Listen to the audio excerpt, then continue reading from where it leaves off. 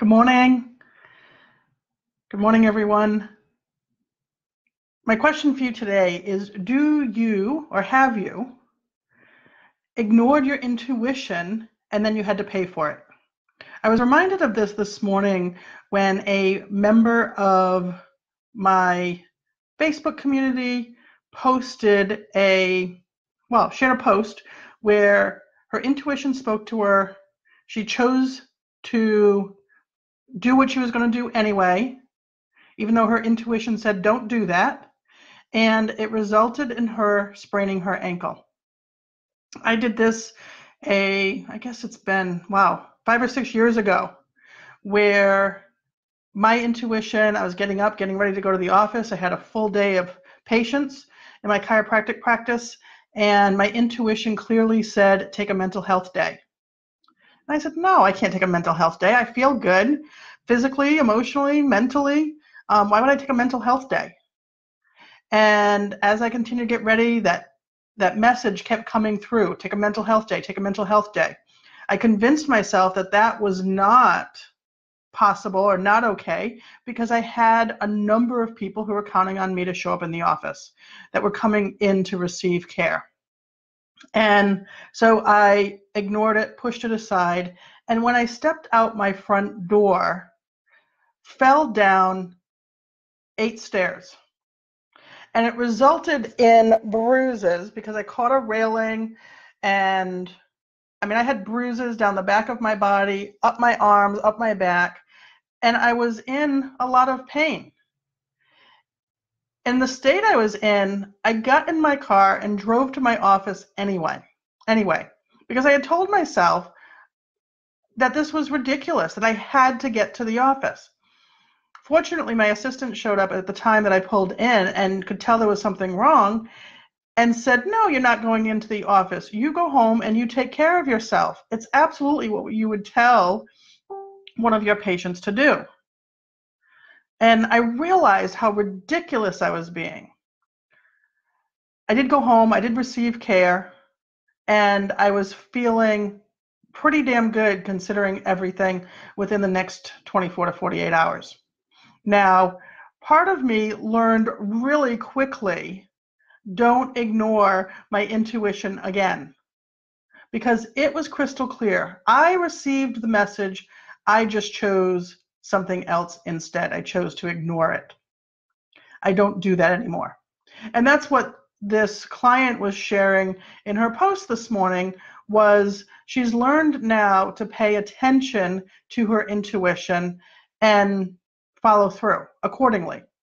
And I'm sharing this with you because, one, I don't want anyone to have to get hurt to listen to their intuition when it speaks to them. I'm hoping that by sharing this, you will oh, okay, yes, I've got to listen to my intuition. And as a result, don't find yourself getting injured like her and I did. But I also want to talk about what's possible within that situation, how you can create new possibilities and new results. Because part of the conversation that continued this morning was, well, now I know, for the next few days, that I'm not really going to be able to do anything because now I'm injured. Not necessarily the case, in my opinion, because we can create new possibilities. Our body and being is able to do so much more than what we give ourselves credit for. And so that's what I want to share with you.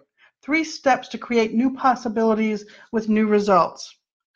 Obviously, one of those first steps is listening to your intuition and choosing to follow what your intuition is clearly showing you. May not be exactly what we want to do. Our mind might be trying to convince us of something else, but our intuition knows. That comes from not just the 5% of our logical brain. It comes from us as a whole being. It has access to more information. So at this point in my life, if my mind says one thing and my intuition says something else, I'm absolutely following my intuition. So it would be the first thing. Follow your intuition. The second step would be, if your intuition, how do I say this? Perception is key. Sometimes what happens, instead of realizing that the intuition is creating a possibility, a new way of being, a way to get the results that we're looking for, if this would have happened to some people, they would have thought, oh, I'm not listening to my intuition. My intuition, like, it just gets me in trouble. This is what happens. Anytime I try to make changes, I get shut down. Something bad always happens. I hear this from some of my clients when we first start working together. So perception is key. Now, because of the work that my client and I have been doing together, she realized, we've been talking about intuition. She realized that her intuition was speaking to her. Some of my other clients, when they first start, aren't always aware that their intuition clearly spoke to them and they chose to do something else.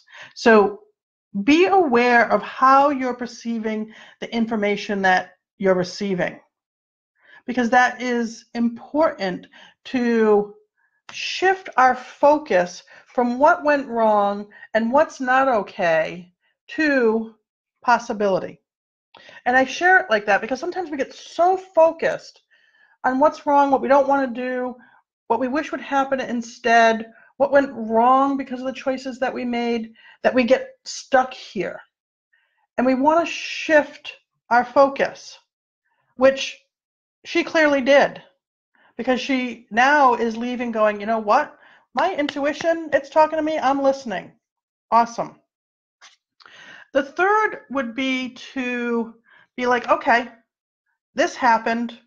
I didn't follow my intuition, and now I've got the consequences. This is when I suggest that we talk to ourselves much like we would talk to a friend or loved one that we hurt in some way. What do we do in that case? We talk to them. We may apologize to them. There's forgiveness that's involved in that. It's important that we do that for ourselves. And then often, because we've done that, instead of the consequences feeling so heavy, feeling so painful, feeling like now we've got to do our penance and be stuck in this pain for days, we have other choices. By communicating, by apologizing, with forgiveness, things start to shift. It's the same case for us. Things are going to shift with us when we do that. And now our third step is intention. And that includes, okay, I got hurt, but my intention is that my body is capable of awesome healing. There's infinite possibilities there. So I'm going to step into that energy. I'm going to step into that energy that my body's healing is going to be optimal, and I'm going to support that. And in supporting that and getting on board with that, we can actually shift the consequences from this heavy, painful punishment to, what are my opportunities here? What opportunities are being presented? And in this case, we have the opportunity to use our intuition to receive how we can best support ourselves. We can also use our power of intention to support the healing our body's already capable of. And we can do that and create neural pathways for optimal and efficient healing.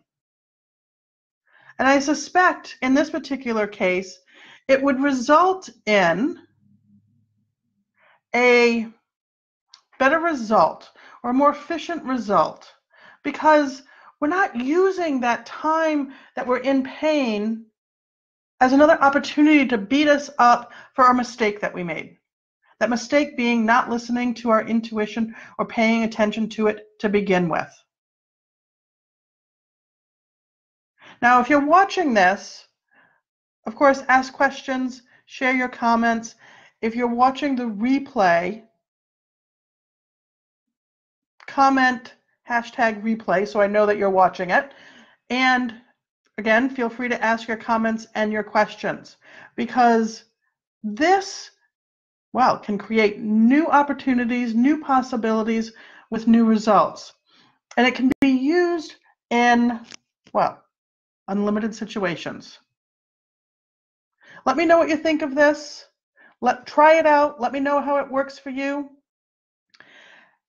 because this is absolutely a step to what I call fucking fantastic.